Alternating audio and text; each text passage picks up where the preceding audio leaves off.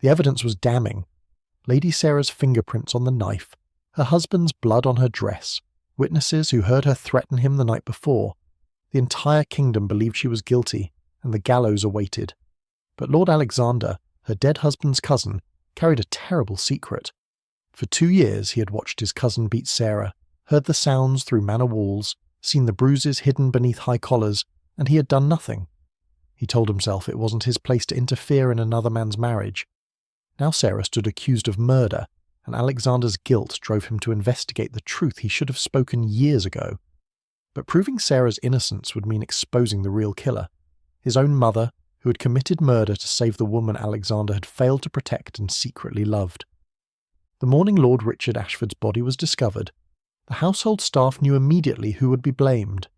Sarah had been found kneeling beside her husband's corpse in their bedchamber, her hands covered in his blood, the murder weapon lying on the floor beside her. She hadn't screamed, she hadn't called for help.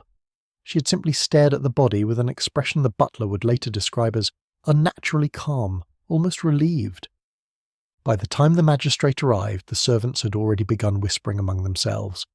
They spoke of the terrible argument the night before, when Sarah's voice had risen loud enough to be heard throughout the manor. "I cannot live like this any more, Richard. One day you will push me too far." They spoke of how she had locked her bedchamber door, refusing to let her husband enter, a defiance that had enraged Richard into pounding on the door for an hour before finally retreating to his study. What the servants didn't speak of, what they carefully avoided mentioning to the magistrate, were the bruises they had seen over the past 2 years.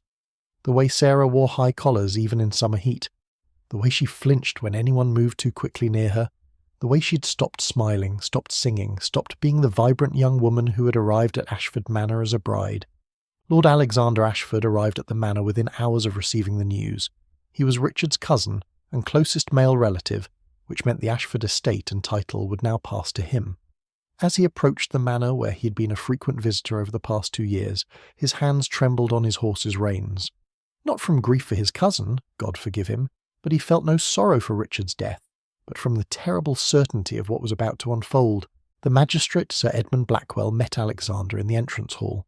He was a severe man in his 60s, known for his rigid interpretation of the law and his particular disdain for women who stepped outside their prescribed roles. "Lord Alexander," Blackwell said with a formal nod, "a terrible business. Your cousin was a respected man in this county, to be murdered by his own wife." He shook his head with performative sorrow. "The evidence is overwhelming, I'm afraid. Lady Sarah will hang within the month." Alexander's stomach turned. "Have you questioned her? Has she confessed?" "She refuses to speak at all," Blackwell replied with obvious frustration. "Won't defend herself, won't explain the blood on her hands or the knife with her fingerprints. The servants heard her threaten him the night before. She had motive and opportunity. The case is quite straightforward." But Alexander knew it wasn't straightforward at all, because 2 nights ago he had been visiting the manor for dinner, and he had heard what happened after he left.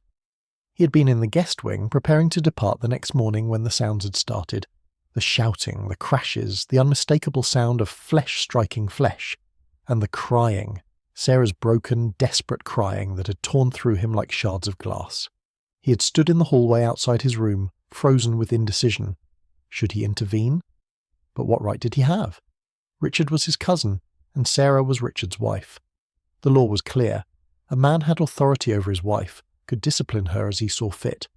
To interfere would be to insult Richard's authority, to suggest Alexander didn't trust his cousin to manage his own household. So Alexander had returned to his room and pressed a pillow over his head to muffle the sounds. He had told himself it would pass, that it was none of his business, that surely it wasn't as bad as it sounded.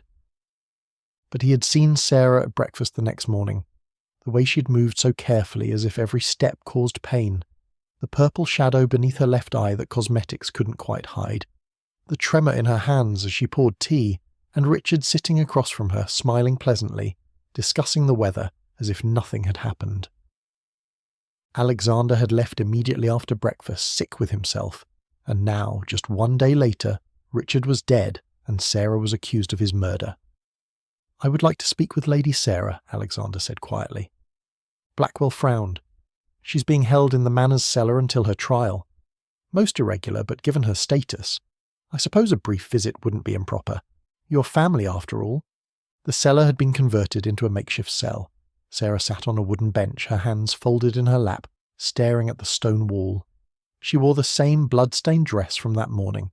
No one had thought to bring her clean clothes. When Alexander entered, she didn't look at him. Her profile was eerily calm, almost peaceful.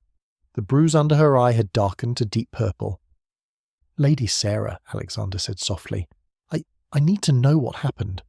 For a long moment she said nothing. Then, in a voice so quiet he had to strain to hear, "Does it matter?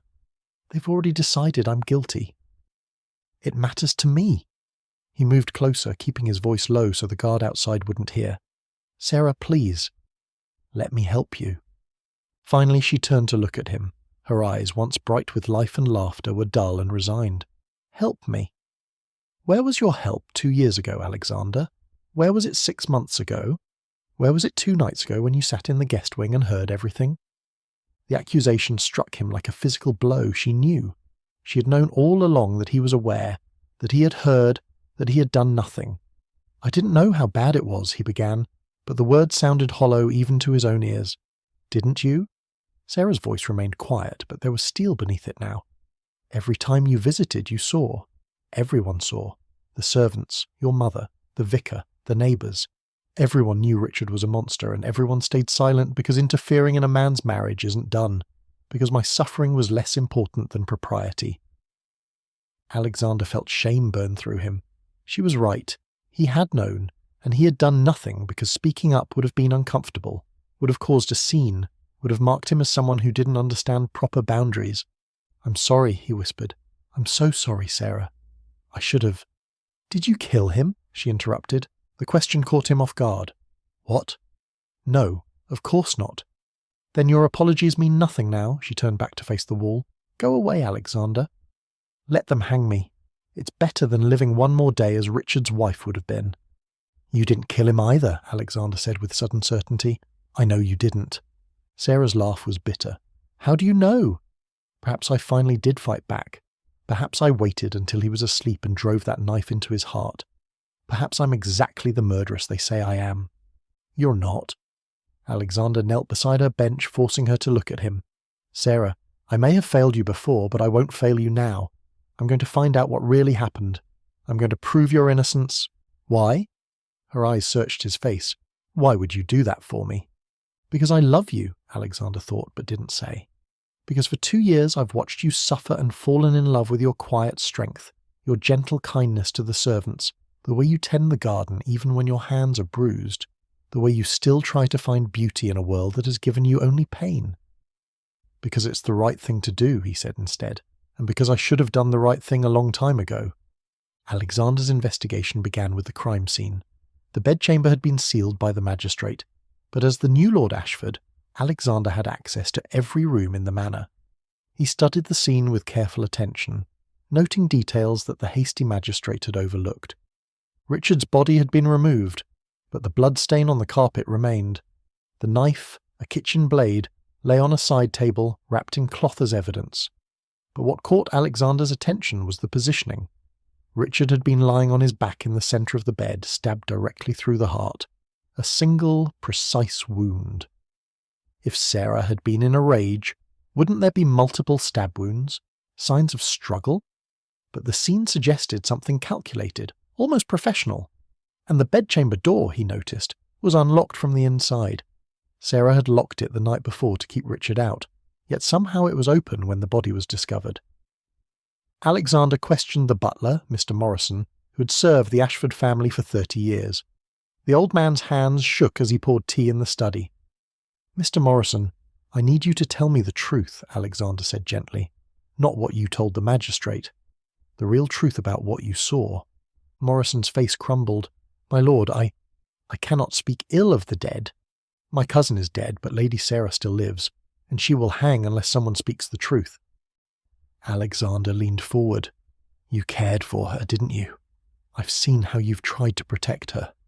The butler's eyes filled with tears. "She was like a daughter to me, my lord. So kind, so gentle. Lord Richard, he wasn't the man his father was.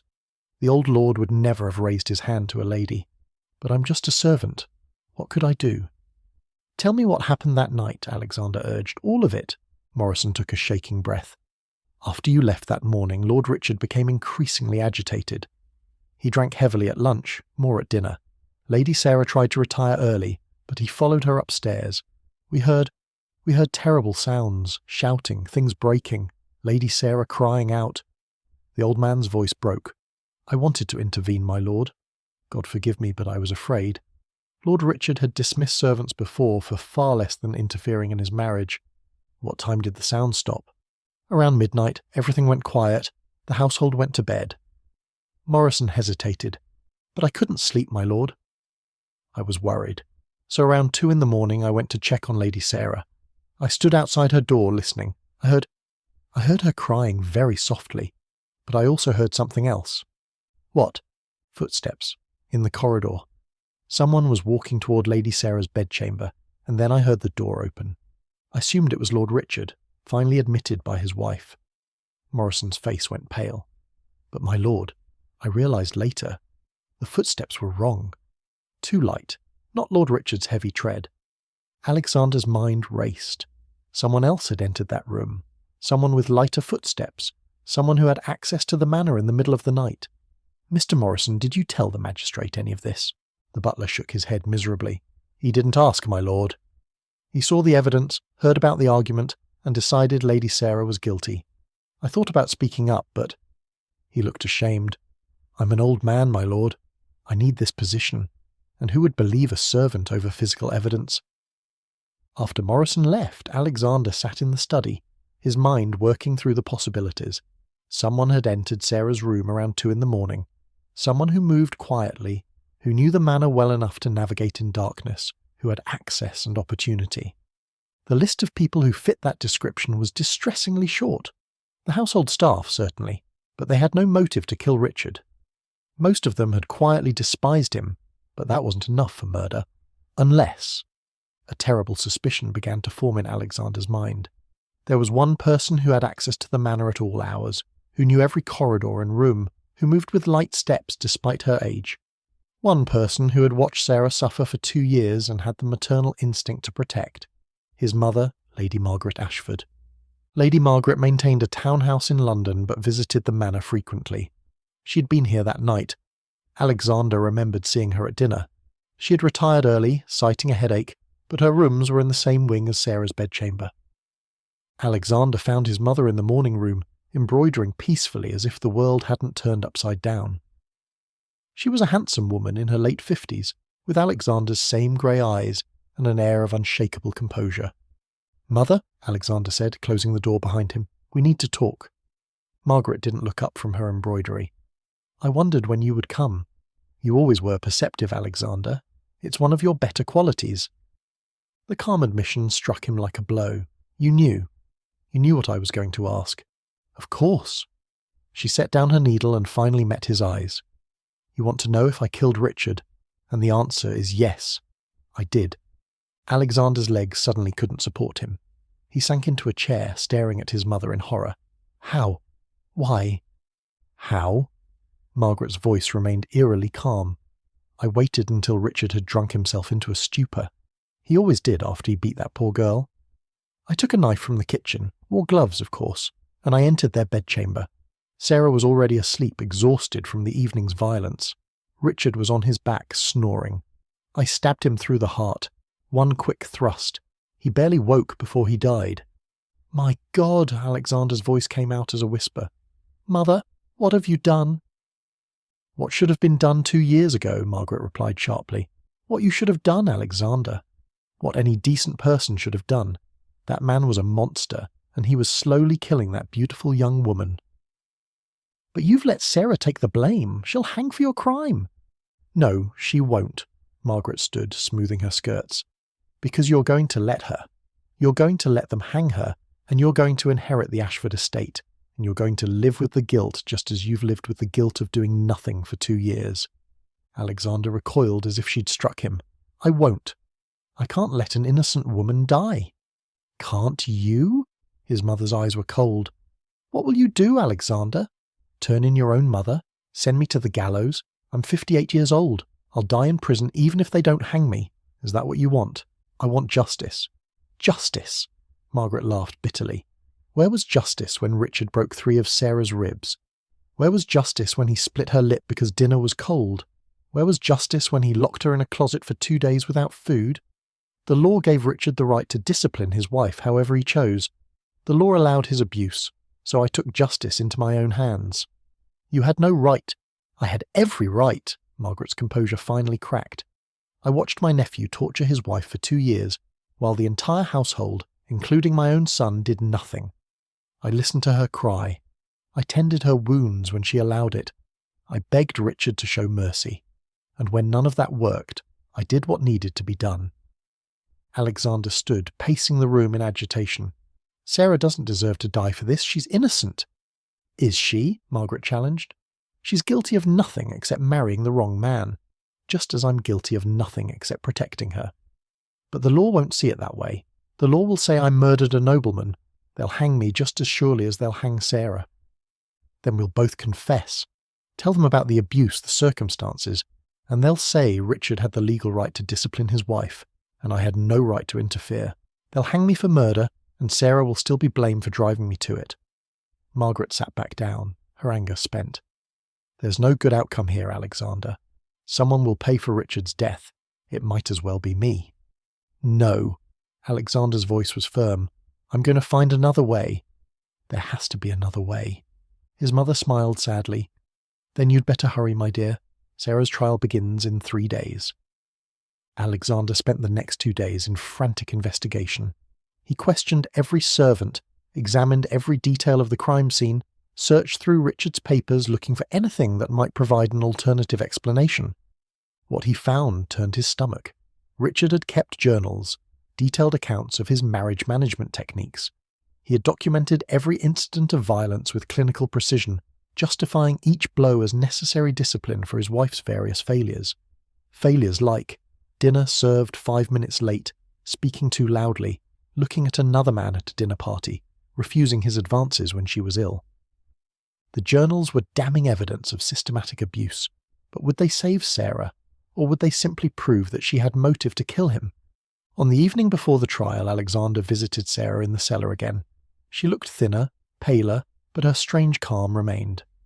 Tomorrow they'll take me to London for the trial, she said quietly. Lord Ashford, I suppose I should call you that now. Have you come to say goodbye? I know who killed Richard, Alexander said. Sarah's eyes widened slightly. Do you? My mother, she confessed to me. He knelt beside her bench. Sarah, I can save you. I can tell the magistrate the truth, but it means my mother will hang in your place. For the first time since her arrest, emotion crossed Sarah's face. No, absolutely not. But you're innocent.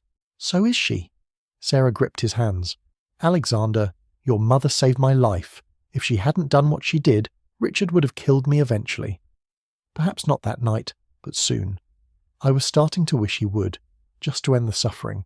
Your mother gave me back my life. I won't let her die for it. I can't let you hang for a crime you didn't commit. Sarah smiled, and it was the first genuine smile Alexander had seen from her in months. Then don't. Let me confess. Let me claim self-defense. Tell them I woke up, Richard was attacking me again, and I fought back. The servants heard us arguing, the evidence supports it, they might spare me. They won't, Alexander said miserably. Blackwell wants a hanging, and self-defense doesn't apply when a wife kills her husband. The law says you should have submitted to his authority. They sat in silence for a long moment. Finally Sarah spoke. Then I suppose we're both victims of a system that values a man's right to hurt his wife over a woman's right to live. But at least your mother will survive. That's something. Alexander couldn't bear it. He couldn't let Sarah die, but he couldn't send his mother to the gallows either. There had to be another way. There had to be. That night, unable to sleep, Alexander found himself in the manor's chapel. He wasn't a particularly religious man, but desperation drove him to his knees. Please, he whispered into the darkness, show me what to do. Show me how to save them both. The answer came not from heaven, but from memory. Something Sarah had said days ago. Everyone knew Richard was a monster, and everyone stayed silent. Everyone. The servants, the neighbours, the vicar who had seen Sarah's bruises when she attended Sunday services, the doctor who had treated her mysterious injuries, All of them had known. All of them had stayed silent. They were complicit. And so was Alexander.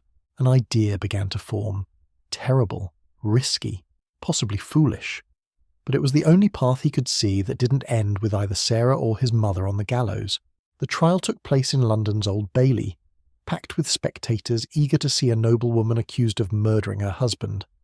Sarah stood in the dock, composed and dignified despite the shabby prison dress she now wore. The prosecution's case was devastating. The knife with Sarah's fingerprints, the blood on her dress, the servant's testimony about the argument, the magistrate's stern pronouncement that Sarah had failed in her wifely duty of obedience and patience. Then came Alexander's turn to testify.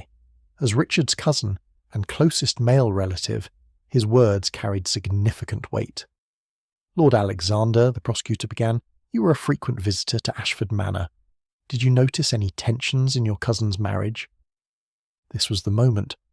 Alexander took a deep breath and made his choice. "I noticed that my cousin was systematically torturing his wife, and I did nothing to stop it." The courtroom erupted. The judge hammered for order. The prosecutor sputtered in confusion. "My lord, what did you say?" "I said," Alexander continued loudly, "that Richard Ashford was a violent man who beat his wife regularly for 2 years, and everyone knew it, including me. I heard it, I saw the evidence, and I stayed silent because the law said it was his right to discipline his wife however he chose." He pulled Richard's journals from his coat. "These are my cousin's own words documenting every incident of violence. He broke her ribs. He locked her in closets. He struck her unconscious more than once. And we all, the household, the servants, the neighbours, me, we all knew and did nothing because a man's authority over his wife is absolute under English law." The prosecutor tried to interrupt, but Alexander raised his voice. "You want to know if Lady Sarah had motive to kill her husband?" "Of course she did. Any person being systematically tortured has motive to fight back. But here's what you should be asking. Where was the law when she needed protection? Where was justice when she was suffering?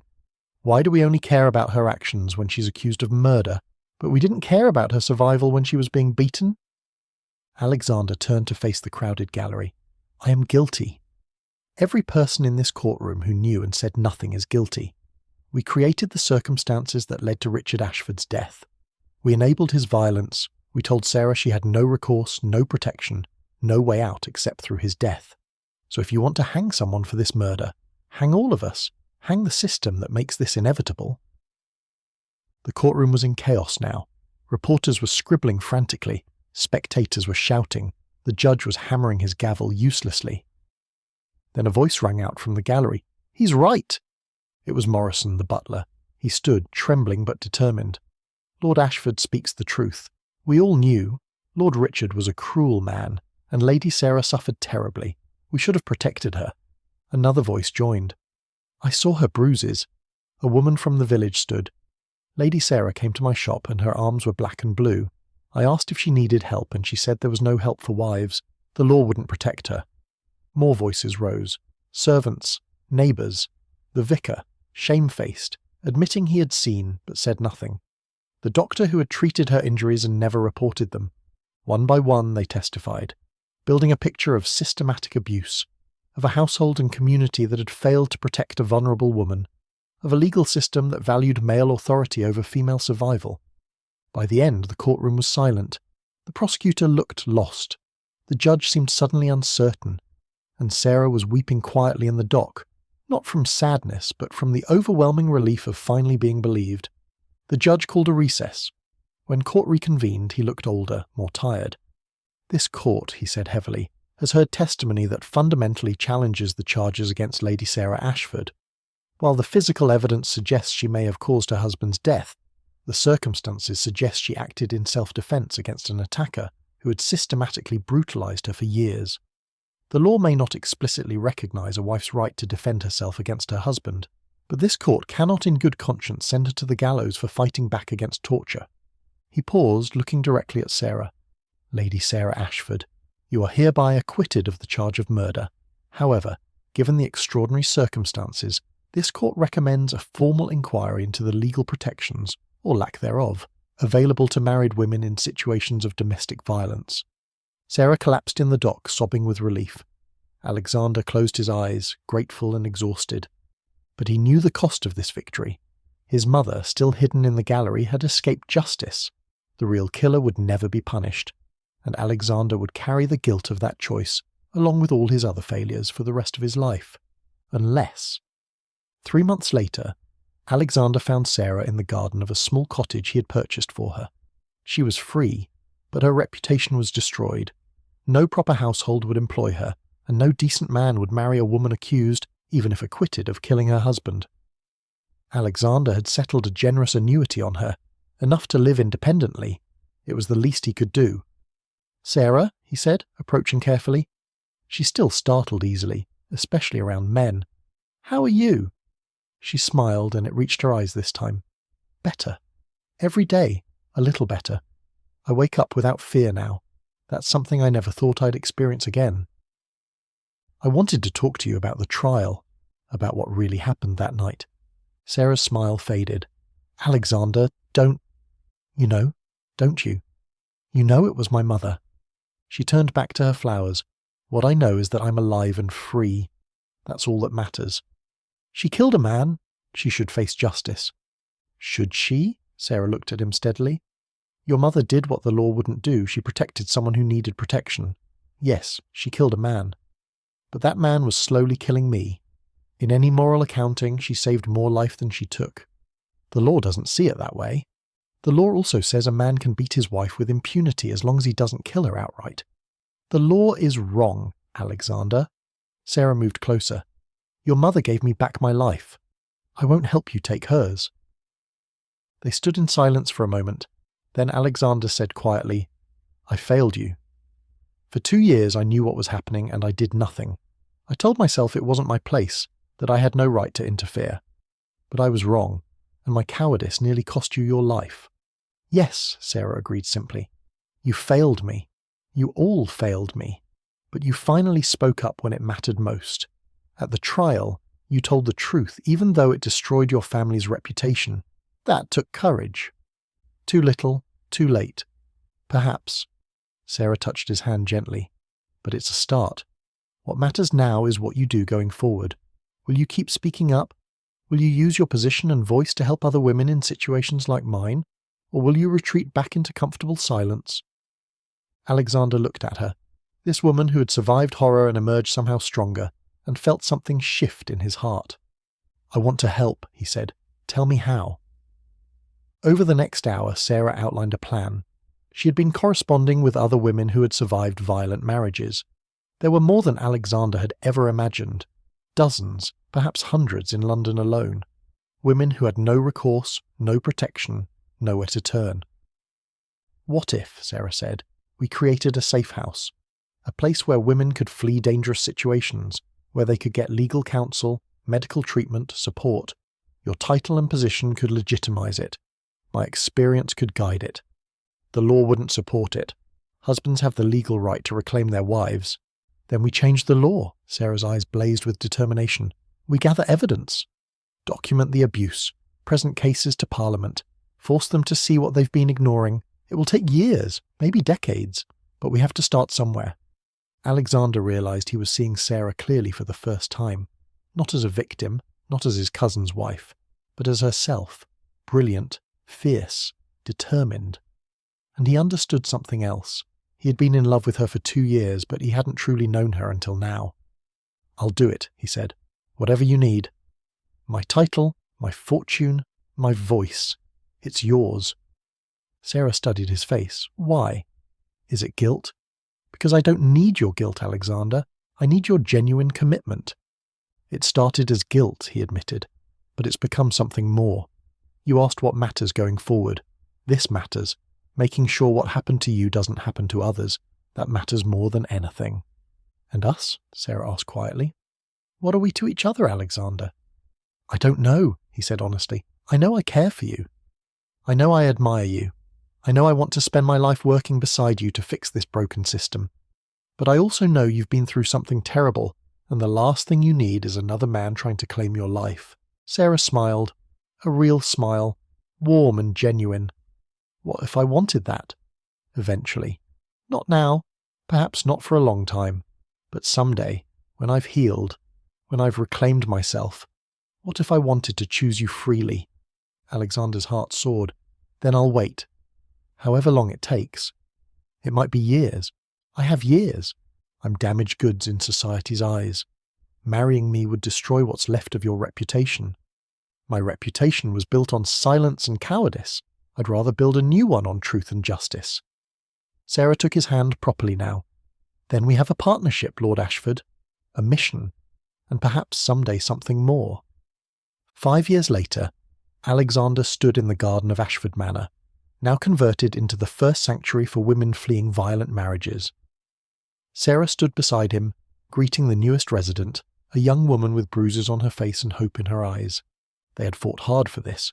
Parliamentary debates, public campaigns, scandals when outraged husbands tried to reclaim their wives by force, death threats, social ostracism. But slowly, painfully, they had begun to change minds. The law still didn't adequately protect women, but there was progress. Several lords had sponsored bills to reform marriage laws. Public opinion was shifting, and most importantly, women like Sarah no longer had to face violence alone. Alexander's mother had died peacefully 2 years ago, her secret intact. On her deathbed, she had told Alexander, "I would do it again. I'd kill 100 men like Richard to save one woman like Sarah. Don't you dare waste the life I gave her." Sarah had grieved Margaret genuinely, the only person who truly mourned the woman who had killed to protect her. Now, standing in the garden where Sarah had once tended flowers with broken hands, Alexander watched her comfort the frightened young woman. She had that gift, the ability to make others feel seen, protected, valued. That evening, after the new resident was settled, Sarah found Alexander in what had once been Richard's study, now converted into an office for their advocacy work. "I've been thinking," she said, settling into the chair across from his desk. "We've been partners in this mission for 5 years now." "Yes," Alexander agreed. "The best partnership I could ask for." "I think," Sarah continued, her eyes meeting his steadily, "that I'm ready for it to be something more. If you are." Alexander's breath caught. "Are you certain? I've spent 5 years healing, 5 years reclaiming myself, 5 years learning to trust again." She smiled. "You've been patient, Alexander. You've never pressured me, never demanded anything. You've let me grow at my own pace, and I've grown to love you, not out of gratitude or obligation, but genuine love for the man you've become." Alexander moved around the desk, kneeling beside her chair as he had in that cellar 5 years ago. But everything was different now. They were different. "I love you," he said simply. "I've loved you for years, though I didn't understand it at first. I love your strength, your compassion, your determination to transform suffering into purpose. I love the woman you are, and I would be honoured to spend my life as your partner in all things." Sarah took his face in her hands, then asked me properly. "Lady Sarah," Alexander said, "will you marry me? Not because the law demands it, not because society expects it, but because we choose each other freely." "Yes," Sarah said, "on the condition that our marriage is a partnership of equals, that we continue this work together, that we use whatever influence we have to protect others." "Always," Alexander promised.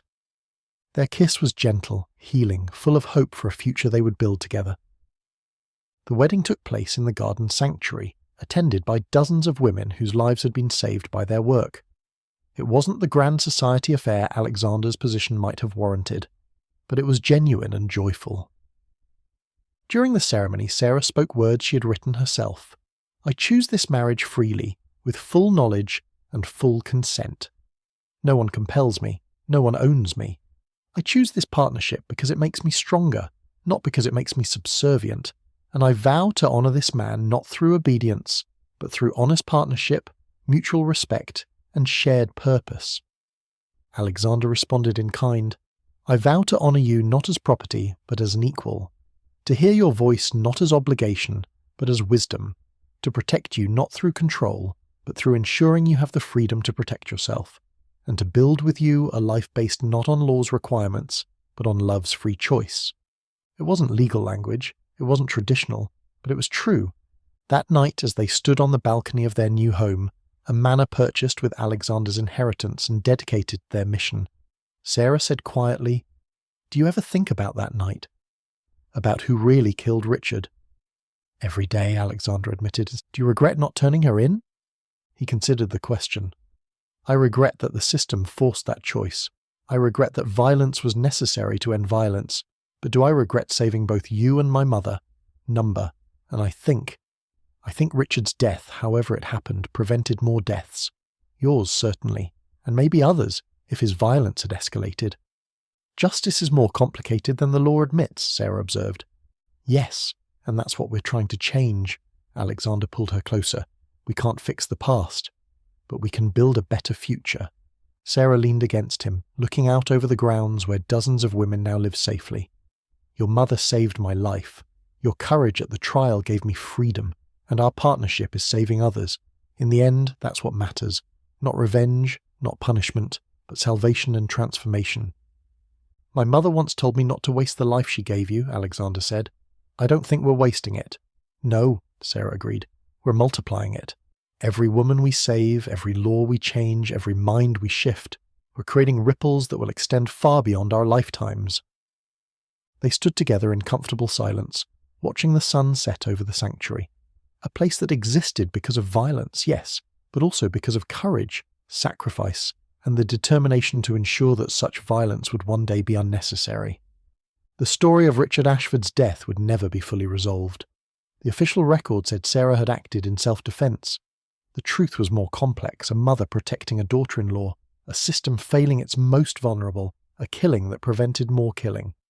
But perhaps the full truth didn't matter as much as what grew from those ashes. A movement, a mission, a love built not on romance but on shared purpose and mutual respect. Alexander and Sarah would spend the rest of their lives fighting for women's rights, legal reform, and social change. They would face opposition, scandal, and threats, but they would face it together, transformed by their pasts but not defined by them. And in the end, they would leave behind not just a sanctuary but a legacy, proof that even the darkest circumstances can give birth to light, that guilt can transform into purpose, and that love, when freely chosen by equals, can change the world.